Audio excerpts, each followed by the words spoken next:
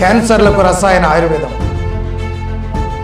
ఆయుర్వేదం మన శరీరంలో త్రిదోషాల సమతుల్యతతో పాటు మనలోని ఆధ్యాత్మిక, ఆది భౌతిక, ఆది దైవిక, స్వాభావిక సమతుల్యాన్ని కాపాడే మహోన్నతమైన వైద్య ప్రక్రియ ఇది. ఆయుర్వేదంలోని అష్టాంగాల్లో ఒకటైనటువంటి రసాయన ఆయుర్వేదానికి అద్భుతాలను అణచివేసేటువంటి మహాద్భుత శక్తి ఉంది. కలుషిత గుణాలు ఉన్నటువంటి కణాలు అంటే క్యాన్సర్ కణాలు గుర్తించినా, నియంత్రించినా, తొలగించినా అది ఒక్క రసాయన ఆయుర్వేదానికి మాత్రమే సాధ్యమని ఖచ్చితంగా చెప్పవచ్చు.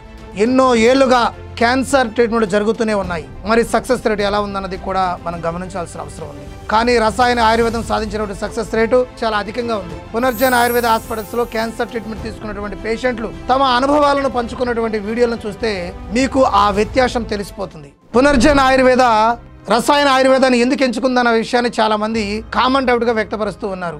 ఈ ప్రశ్నకు సమాధానం ఇప్పుడు చెబుతాను నేను. దాదాపుగా ఏ క్యాన్సర్ ట్రీట్మెంట్ తీసుకున్నా అవి గుణాలను ఇట్టే తగ్గిస్తూ ఉంటాయి. కానీ వ్యాధి తాలూకు గుణాలను కాకుండా వ్యాధి మూలాలకు గురి పెడుతుంది. కాబట్టి ఈ రోజున రసాయన ఆయుర్వేదం ద్వారా పునర్జన్ ఆయుర్వేద క్యాన్సర్ ట్రీట్మెంట్లో ఖచ్చితమైన ఫలితాలను సాధిస్తుంది.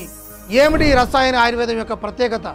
ఈ రసాయన ఆయుర్వేద ట్రీట్మెంట్ సంజీవనిలా పనిచేసి మృత్యువడికి చేరువైనటువంటి అనేక మంది పేషెంట్లకు ప్రాణదానం చేస్తూ ఉంది. ఈ రోజున వాస్తవానికి 4వ దశలో క్యాన్సర్ కణాలు లింఫ్ నోడ్స్ లోకి, రక్తనాళాల్లోకి ప్రవేశించి చుట్టుప్రక్కల అవయవాలకు వ్యాపిస్తూ ఉంటాయి. అయినప్పటికీ పునర్జన్ ఆయుర్వేద మూలాల దగ్గర నుంచి చికిత్స మొదలుపెట్టి ఒక్కొక్కటిగా క్యాన్సర్ కణాలను చంపుకుంటూ వస్తుంది. క్యాన్సర్ ట్రీట్మెంట్లలో పునర్జన్ ఆయుర్వేద రసాయన ట్రీట్మెంట్ పనిచేసే విధానం గురించి ఒకసారి చెప్తాను నేను. అపాప్టోసిస్ అంటే క్యాన్సర్ కణాల స్వీయ నిర్మూలన ఈ ప్రక్రియను మెరుగుపరుస్తుంది. అట్లానే మెటాసిస్ దశలో ఉన్నటువంటి రీకన్స్ట్రక్షన్, సెల్ యొక్క రీకన్స్ట్రక్షన్ చేసి ఇమ్యూనిటీ వ్యవస్థను కూడా పూర్తిగా మెరుగుపరుస్తుంది. ఇమ్యూనిటీ వ్యవస్థ వలయంలా ఏర్పడి క్యాన్సర్ కణాల ప్రభావం ఆరోగ్యకరమైన కణాల మీద పడకుండా చేస్తుంది.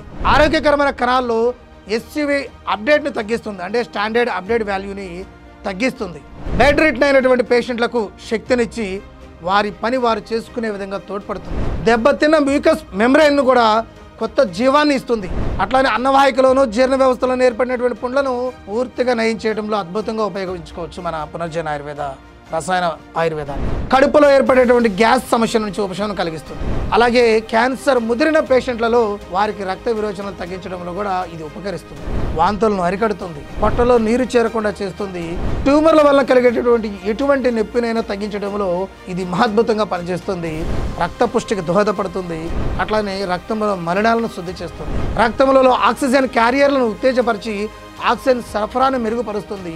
ఆకలి పెరగడంలో మహద్భుతమైనటువంటి ఫలితాన్ని మనం చూస్తూ ఉన్నాం ఈ రోజున పేషెంట్లలో. అట్లానే బరువు పెరగడంలో కూడా చాలా అద్భుతంగా ఉపయోగపడుతుంది.